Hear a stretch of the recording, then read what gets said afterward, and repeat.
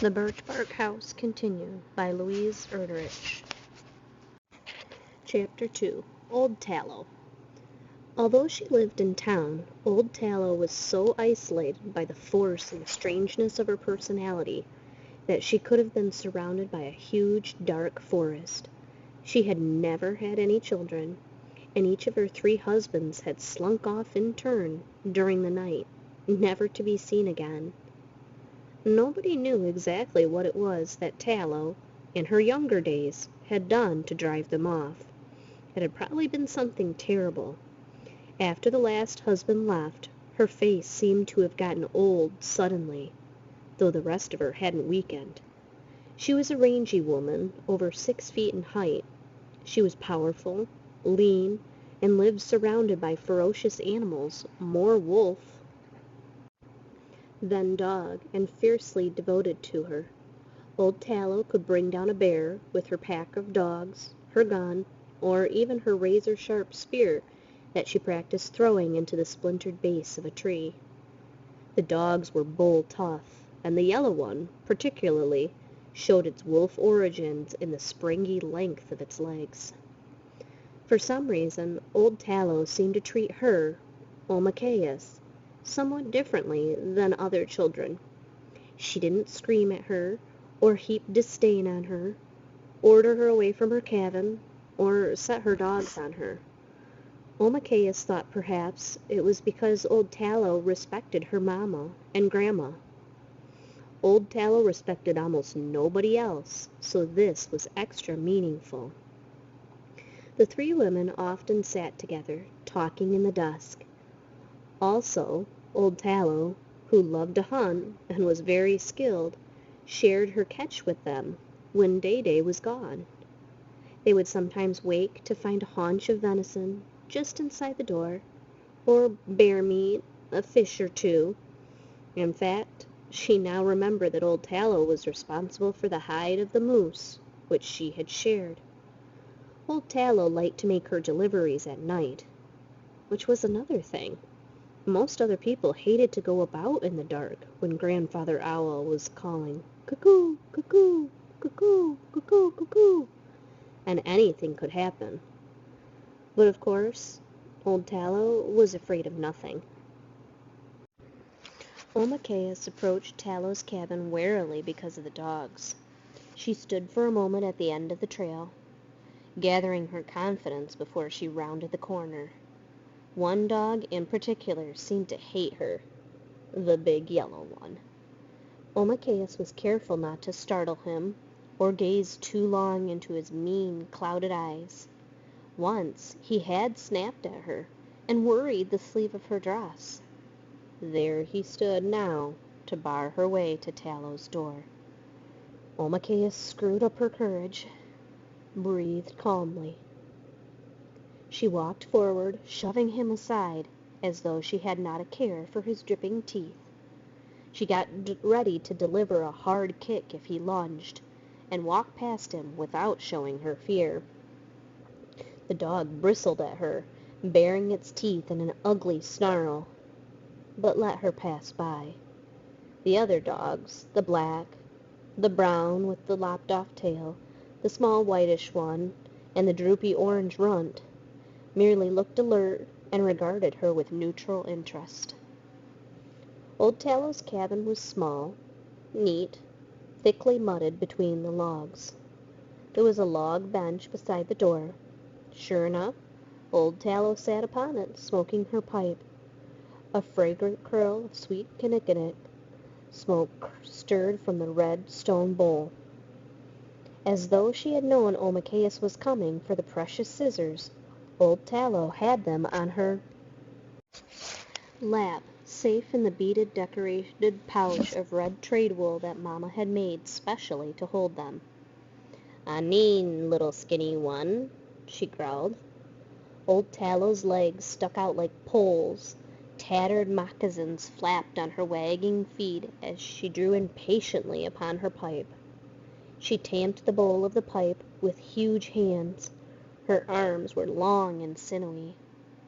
The old blue dress she wore was trimmed with the teeth of fox at the collar, beaded halfway around the scraggly Rictam.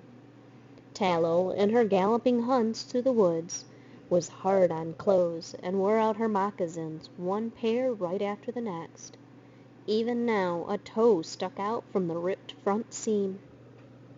She tucked her braids up underneath a man's hat, a white man's hat, with a heavy brim. She was hardly seen without it, even in her own house. In the band of the hat she always wore a little gold-shafted feather. This was the feather of the golden-breasted woodpecker, the bird that gave its name and its chattering cry to this island. "You want the scissors." Her voice was abrupt, but not unkind. "Yes," said Omakayas, glad that Old Tallow was outside. The yellow dog knew it was wrong to intimidate Omakayas. Sure enough, Old Tallow scolded him. "You!" she shrieked at the snarling dog. "Boonie!" "Leave her alone. This is your last warning. Touch her, and you die." The yellow dog turned aside, shrugging and cringing mean-spiritedly, eyeing Omakayas. She imagined she heard the yellow dog say, "I'll get you next time. Wait until there's just the two of us. You'll see."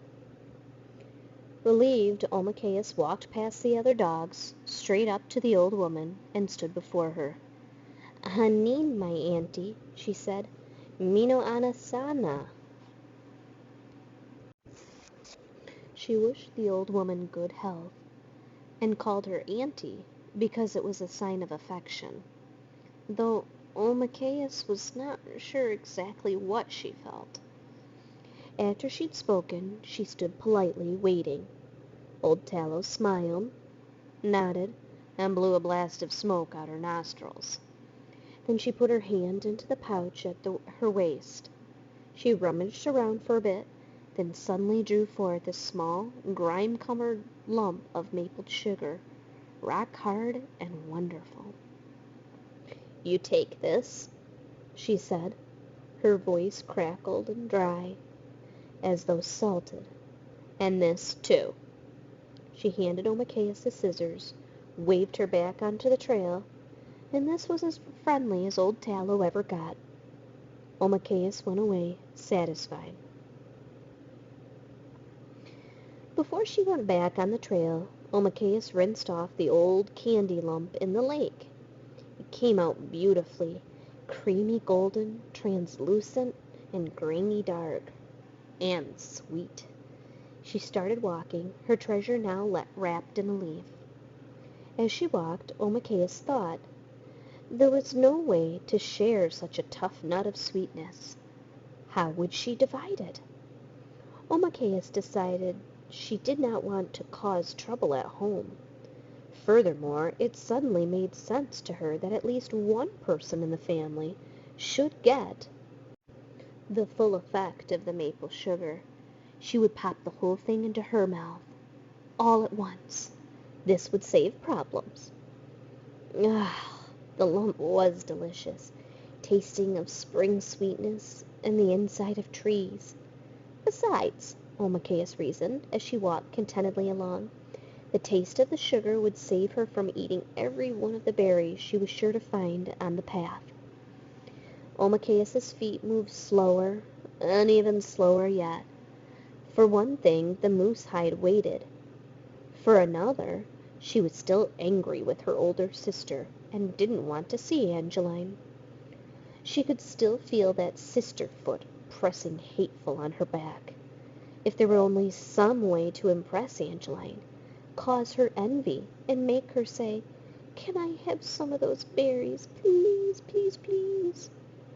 You can be sure, Omakayas thought, her face taking on a faraway, haughty expression. She would be slow in answering. Yet, the worst of it was this. Her sister was usually on her side, helping her plan tricks on the other children in the village, or gathering new ferns, or snaring rabbits, visiting the grave houses looking for sugar or food left for the spirits, tossing off her clothes to swim with her. And to have her older sister laugh at her hurt Omakea so much inside that she both wanted Angeline to smile in surprise, to be proud, to envy her, and to feel rotten and be sorry forever. So Omakea took the slow way back, looking for oudmen, little red heartberries, in the sunny margins of the woods near the ground. She carefully removed the hard lump of sweetness from her mouth, stuck it back in its leaf just inside the pocket of her dress. Just as the taste of the maple sugar faded along her tongue, she bent over, pushed back the delicate leaves, and found masses of plump red little berries. Ah, 1, 2, 3. She'd eaten a huge handful. Another. She grinned, thinking that she'd allow her sister to return with her to plunder them, but only if Angeline changed her ways. All of a sudden a rustle and then a thump in a bush ahead made Omakea freeze. A long moment passed as she stared through the dark leaves. Suddenly, crash! 2 bear cubs burst from the bush and rushed pell-mell, tumbling head over heels straight for her. They came on in such a hurry that they didn't see Omakea until they were nearly in her lap, and then, with comical looks of shock, they tried to stop themselves. One flew flat on its face, bumping its nose and squealing. The other twisted in midair and landed in a heap on the ground, shaking its head in confusion at Omakea. The bear boys looked at her.